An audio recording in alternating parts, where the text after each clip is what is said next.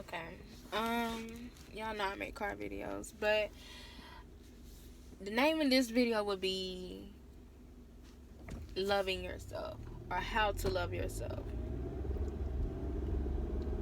For me, the first thing to loving myself would be to be honest with myself. I have to see the things that I dislike about myself, or the things that I am punishing myself for, or the things that make me feel less than. I have to be honest about those. So that's number one to me. Number two, I have to be willing, and I have to have the discipline to do something about the things that I'm saying I don't like. Whether it's me not being in shape, whether it's me not talking to my family like I should, whether it's me not supporting my own dreams and always kicking myself before I even give myself a chance to try. Number three, I feel like would be me living in my truth, me accepting my truth, me not being in denial, and me really saying, okay, Shania, this is who you are. And if you're not willing to change it, you need to learn to love it.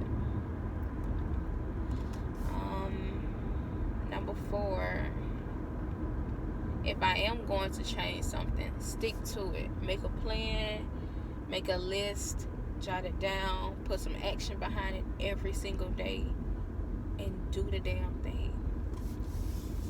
I think that was four. I think it was four. So number five would be to trust the process. I have to trust and believe that nothing happens overnight. Yes, I can come to the realization that I am perfect in my own way, or I am perfect in my own image. And even if I do want to change things, don't do them because I want to fit into society. Do them because I genuinely want to do it. Do it because, okay, I want to be healthier. I don't want to work out to be skinny or to be a size 0. I want to work out because I want to be able to run. When I have kids, I want to be able to be active in their lives. I want to be able to say, okay, y'all, let's go on this trip, or y'all, let's go camping, or let's go hiking, or let's go run around. Let's run these drills together. Let's do these cheers together. Let's do these stunts. So I'm not wanting to get in shape to fit in with nobody, or to say, oh, my body went from this to this, to do the before and after pictures type thing. I want to be in shape for my health. It's not just a look. I don't care if I stay 188 pounds. Long as I am a lean 188 pounds. Long as I can hold my body. Long as I can support my body weight. Meaning I can pick myself up. I can do, pull-ups with my own weight. Long as I can do the things I want to do. I don't care how much I weigh. I still want to be able to do it. I want endurance. I want to be more flexible. I want to do yoga. I want to do stuff like that. So I have to trust the process. I have to be honest with myself. I have to be ready to listen to what I have to say to myself and not lie to myself. I have to stop doing that. And that's the only way that I can really be. That's the only way I can be happy. Because happiness starts with me. Happiness starts from within. And you may think the little things that you lack, or the little things that you don't do or don't have, don't bother you, until you realize that all those little things have added up to a 5%. And now you add all those 5%, you may have 5%. So that's 45% of you is depressed because you don't like the way you're shaped. You don't like your energy. You don't like, because you're not spiritual enough, and you're punishing yourself of decisions that you made when you were 15. You're 21 now. So if you're no longer doing the things that you did at 15, you have to forgive yourself and let that go.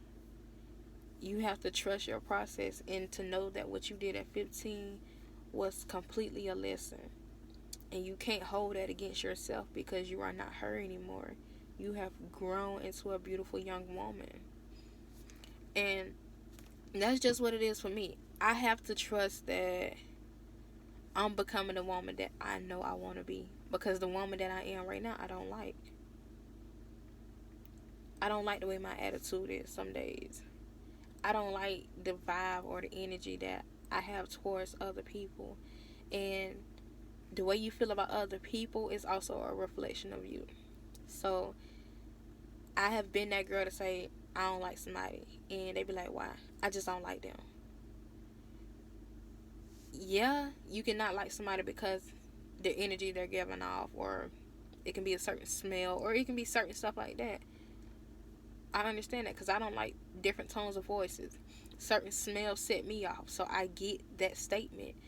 But just to not like somebody because you don't like somebody, or to be negative, I have been negative for so many years. And this year was the only year I wasn't negative. Like, I got depressed so many times this year, and my best friend Ladisha pulled me through a lot of that. But this year was the year that I didn't really sit in my funk. Like, I may have gotten depressed, but I got out of bed. I I may have walked, or I cooked me something to eat. I ate. Like, it wasn't a depression to how it was years before, where I just stay in the bed and I just wouldn't care. I wouldn't get out the bed. I just, it was in one of the moods where I felt like I couldn't do nothing. Like, this year was the year where I have genuinely seen my growth, and I'm proud of myself. I may not be where I want to be, or who I want to be, or how I want to be, but I am not the girl that I was in high school. I am not the girl that I was at 20. This year has definitely did a lot for me. I've grown mentally. I see things differently. I have been challenged. The people that are in my life now that recently entered my life challenge me. They question me. They question my actions. They hold me accountable for my things that I do. And that's something I never did. I never held myself accountable for my actions. And the fact that I have somebody checking me like, okay, Shania, why you did that? Okay, make it make sense to me. What's your logic on that situation? How does that make sense to you? What did you win out of that? What did you get out of that? Okay, so if you didn't win and didn't get anything out of that, and you knew you weren't going to get anything out of that, why did you do it? The fact that I am now being questioned, it makes me question myself before I do certain things. I used to just do stuff in the moment. I used to do stuff just because, or just because I wanted attention, or I wanted somebody to reach out and just say something. I wanted somebody to say they loved me, or to hug me. And because I felt like I wanted that so bad, I did all kind of stuff. Like, it was all kind of callings, or all kind of things that people can say that I did, and it was for attention. And it was. I cut my hair in 10th grade with no shame. I always colored my hair. I've had burgundy, pink, green. It was supposed to be blue, but purple, red, orange. I've had all these colors hair for real. Like, my real hair, not weave, not a wig. These colors have been on my real hair. I have had piercings. I had nose piercings. I had a helix. I had the bar. I can't think of the actual name of that piercing. Like, I had, at one point, I had 10 piercings. So I've done certain things just because I wanted somebody to hug me. I wanted somebody to be like, Shania, what's wrong with you? Like, do you need to talk? What's going on with you? I wanted that. But you can't expect people to know what you want off what you're doing. You can't expect them to reach out to you off what you're doing. Like, they may feel like you're doing it just because you want to do it. If you want somebody to talk to you, you have to talk to them. Period. You can't expect your family to reach out, or to be there, or to be that outlet for you if you're not giving them the room to do that. You're not telling them you need that. People don't know you're lacking until you speak up. People don't know you need something or you want something until you say you need it or you want it. Like, people who I surround myself with now that love me, if I tell them I need a hug or I just need somebody to talk to, they gonna call me, or they might pull up on me and give me a hug. Nothing more, nothing less. Just because they love me and they know how I am mentally, or they care about my state of mind. Period. When you around people that care about you, you don't have to lie to them. You don't have to be somebody else, because they already like you and they love you for you. So with them, you don't have to fake kick it. You don't have to fake do nothing, because they already love you for you. You don't have to uphold an image. You don't have to be this person that you really aren't. You don't have to fake nothing for them, because they know you. They know what you presented to them. They know what you have shown them from your patterns, and they love you, period. And you can't expect people to love you no more than you love yourself. You can't expect people to value you more than you value yourself. So you set the tone on how other people treat you. And for me to set that tone, I have to do those 5 steps I just listed in the beginning of the video. Period. And I know it. And every day is a step closer to that. Every day I go through this process. I have conversations with myself. I talk to myself. I'm in my head. Because I enjoy being by myself. But I enjoy dissecting my mind, or dissecting my logic, and questioning the things that I do now, or what happened then. Because we all can play the blame game and say, well, it was my mama's fault, or it was my daddy's fault. But eventually you're going to have to take accountability for your own actions. So with that being said, I am taking control of my life, and I'm loving me. Like, and can't nobody make me feel less than. Can't nobody, I'm not gonna say the word, but can't nobody do nothing to my parade. Like, you can't bring up my past to hurt me, because I live in my truth. I don't have a problem giving my testimony. I don't have a problem telling people the stuff I've done or used to do, because I love me, and I know I'm not her anymore.